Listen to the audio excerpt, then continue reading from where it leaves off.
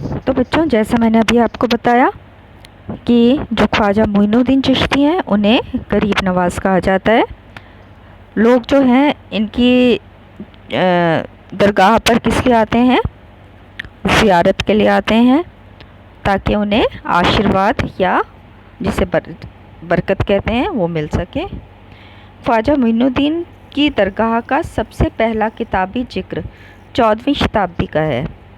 यह दरगाह शेख की सदाचारिता और धर्मनिष्ठा तथा उनके आध्यात्मिक वारिसों की महानता और राजसी मेहमानों द्वारा दिए गए प्रश्य के कारण लोकप्रिय थी। देखिए, ख्वाजा मोइनुद्दीन चिश्ती की दरगाह का सबसे पहले जिक्र कौन सी शताब्दी में हुआ था? किस किताब में? 14वीं शताब्दी में। उसमें यह दरगाह शेख की सदाचारिता और धर्मनिष्ठा और आध्यात्मिक वारिसों की महानता और राजसी मेहमानों द्वारा दिए गए प्रश्य के कारण लोकप्रिय थी। क्यों लोकप्रिय थी? क्योंकि शेख की सदाचारता के कारण, उसकी धर्मनिष्ठा के कारण और उसके आध्यात्मिक वारिस जो थे उनके कारण, और जो राजसी मेहमान थे उनके विश्वास के कारण। पहला सुल्तान था मोहम्मद बिन तुगलक। पहला सुल्तान था जो इस दरगाह पर आया था। ठीक है, सबसे पहले कौन आया था? मोहम्मद बिन तुगलक। 1324 से 1351 तक रहा है उसका काल।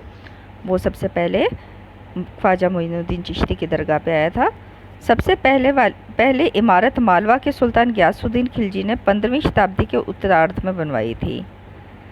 चूँकि यह दरगाह दिल्ली और गुजरात को जोड़ने वाले व्यापारिक मार्ग पे थी, अतः अनेक यात्री आते थे। इसकी जो लोकेशन थी बहुत ही इम्पोर्टेंट थी कि दिल्ली और गुजरात के बीच में जो जोड़ने वाला मार्ग था वहाँ पे थी, इसीलिए बहुत सारे यात्री आते थे। जो भी उस रास्ते से गुजरता था वो सोचता था चलो दर्शन करते चलें। ठीक है ना, इसीलिए भी ज़्यादा लोग यहाँ आते थे। 16वीं शताब्दी तक आते आते अजमेर की दरगाह बहुत ही लोकप्रिय हो गई थी। इस दरगाह को जानने वाले तीर्थयात्रियों के भजनों ने ही अकबर को यहाँ आने के लिए प्रेरित किया। जो अकबर था वो भी यहाँ कई बार आया था। अकबर यहाँ 14 बार आया। 16वीं शताब्दी तक इसकी जो पॉपुलैरिटी थी दरगाह की बहुत ज़्यादा हो गई थी। और जो राजा अकबर थे वो यहाँ पे कितनी बार आए थे? 14 बार। ये आपने याद रखना है कि कौन सा राजा यहाँ 14 बार आया था? राजा अकबर। और सबसे पहले कौन आए थे? मोहम्मद बिन तुगलक आए थे। दोनों चीज़ें याद रखना। साल में 2-3 बार, कभी नई जीत के अवसर पर आशीर्वाद लेने अथवा संकल्प पूर्ति या पुत्रों के जन्म पर। मतलब जब भी कुछ अच्छा होता था, पुत्रों का जन्म हुआ तब आया। जब कहीं लड़ाई के लिए जा रहा होता था तो आशीर्वाद लेने के लिए आता था। कोई संकल्प उसका पूरा हो जाता था तो वो इधर धन्यवाद करने के लिए आता था। अब देखिए 2 फ़ोटो हैं, आप इनको ध्यान से देखिए। पहला 6.12 शेख निज़ामुद्दीन औलिया और उसके शिष्य अमीर खुसरो का 17वीं शताब्दी का चित्र है। ठीक है, ये वाला चित्र जो दिखा रहा है, जो ऊपर वाला है, ये कौन है? शेख निज़ामुद्दीन औलिया और उनके शिक्षक अमीर खुसरो। दूसरा ये चित्र देखिए, ये अजमेर की तीर्थ यात्रा पर बादशाह जहांगीर का स्वागत करते शेख। इसमें बादशाह जहांगीर जो हैं जब दरगाह पे आए थे तो उनका स्वागत करते हुए शेख हैं। मनोहर नामक कलाकार का चित्र है। ये चित्र किसने बनाया? मनोहर ने बनाया है। चलिए अब आगे चलते हैं। मुल्क का चिराग। प्रत्येक सूफी दरगाह के कुछ विशिष्ट लक्षण होते थे। 18वीं शताब्दी में दक्कन के दरगाह कुली खान ने शेख नसरुद्दीन चिरागे देहली की दरगाह के बारे में मुरक्का-ए देहली में लिखा है कि सिर्फ देहली के ही चिराग नहीं अपितु सारे मुल्क के चिराग हैं। किसके लिए लिखा गया है? शेख नसरुद्दीन चिरागे देहली के लिए। ठीक है, क्या लिखा है कि ये शेख सिर्फ दिल्ली के ही चिराग नहीं बल्कि सारे मुल्क के चिराग हैं। लोगों का हजूम यहाँ आता है। हजूम मतलब बहुत सारे लोगों का झुंड, ख़ास तौर से इतवार के रोज़। कब ज़्यादा आते हैं? इतवार के दिन। दिवाली के महीने में दिल्ली की सारी आबादी दरगाह पर उमड़ पड़ती है और हौज के पास तंबू गाड़कर कई दिनों तक यहाँ रहते हैं।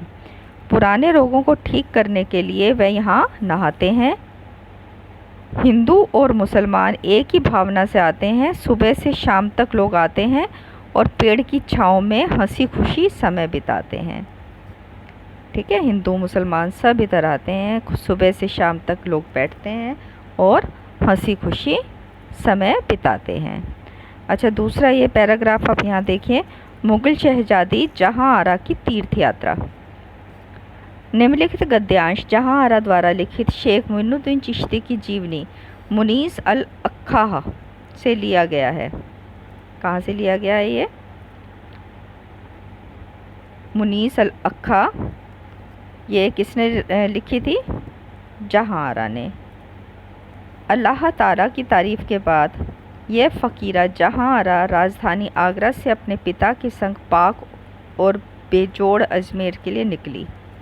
मैं इस बात के लिए वायदा परस्त थी कि हर रोज़ और हर मुकाम पर मैं 2 बार की अख्तियारी नमाज अदा करूँगी। बहुत दिन मैं रात को बाग के चमड़े पर नहीं सोई और पैर मुक़द्दस दरगाह की तरफ नहीं फैलाए, ना ही मैंने अपनी पीठ उनकी तरफ की। मैं पेड़ के नीचे दिन गुजारती थी। रविवार को रमज़ान के मुक़द्दस महीने के चौथे रोज़ मुझे चिराग और इत्र में डूबे दरगाह की ज़ियारत की खुशी हासिल हुई। चूँकि दिन की रोशनी की एक छड़ी बाकी थी, मैं दरगाह के भीतर गई और जर्द चेहरे को अपनी चौखट की धूल से रगड़ा। दरवाजे से मुक़द्दस दरगाह तक मैंने नंगे पाँव वहाँ की ज़मीन को चूमती हुई गई। गुंबद के भीतर रोशनी से भरी दरगाह में मैंने मज़ार के चारों ओर 7 फेरे लिए। आखिर में अपने हाथों से मुक़द्दस दरगाह पर मैंने सबसे उम्दा इत्र छिड़का। चूँकि गुलाबी दुपट्टा जो मेरे सर पर था मैं उतार चुकी थी, इसलिए उसे मैंने मुक़द्दस मज़ार के ऊपर रखा। ठीक है, ये जहाँ आरा ने लिखा है। ये जो कौन सी किताब से लिया गया है? शेख मोइनुद्दीन चिश्ती की जीवनी मुनीस अल अक्खा से लिया गया है। अच्छा, उन्होंने यह परंपरा 1580 तक बनाए रखी। प्रत्येक यात्रा पर बादशाह दान भेंट दिया करते थे। जो अकबर थे वो लगातार यहाँ आते रहते थे, 1580 तक आए, और जब भी वो आते थे क्या करते थे? दान और भेंट देते थे, जिसके ब्यौरे शाही दस्तावेज में दर्ज हैं, और वो उनको एंट्री भी करते थे कि हाँ कितना पैसा दरगाह में दिया। उदाहरण के लिए 1568 में उन्होंने तीर्थयात्रियों के खाना पकाने हेतु विशाल देग दरगाह को भेंट की। 1568 में बहुत सारा विशाल देग जो थी दरगाह को भेंट की थी, खाना बनाने के लिए कि जो भी तीर्थयात्री आते हैं उनको खाना मिल सके। उन्होंने दरगाह के अहाते में एक मस्जिद भी बनाई। नाच संगीत भी ज़ियारत का हिस्सा थे। जो वहाँ पे दर्शन होते थे, ज़ियारत होता था, उसका नाच और संगीत ये भी वहाँ का हिस्सा थे। ख़ास तौर से कव्वालों द्वारा प्रस्तुत रहस्यवाद गुणगान, जिससे परमानंद की भावना को उभारा जा सके। किस तरह से वहाँ ज़ियारत होती थी? कव्वाली गाई जाती थी, नाच संगीत ये सब होता था, जिससे कि परमानंद बहुत ज़्यादा खुशी मिलती थी। सूफ़ी संत जिक्र या फिर समा यानी आध्यात्मिक संगीत की महफिल के द्वारा ईश्वर की उपासना में विश्वास रखते थे। किस तरह से वो पूजा करते थे, किस तरह उपासना करते थे? जिक्र मतलब ईश्वर का नाम जप के, या फिर समा मतलब सुन के, यानी आध्यात्मिक संगीत की महफिल के द्वारा। अच्छा, संगीत को सुनते थे या वो भगवान नाम जपते थे ईश्वर का, इस तरीके से वो उपासना करते थे। चिश्ती उपासना पद्धति में सभा का महत्व इस तथ्य की पुष्टि करता है कि चिश्ती स्थानीय भक्ति परंपरा से जुड़े। ठीक है, इससे पता चलता है कि वो स्थानीय जो भक्ति परंपरा थी उससे जुड़े रहे। अच्छा, इसके बाद हमारा अगला टॉपिक आ जाता है भाषा और संपर्क।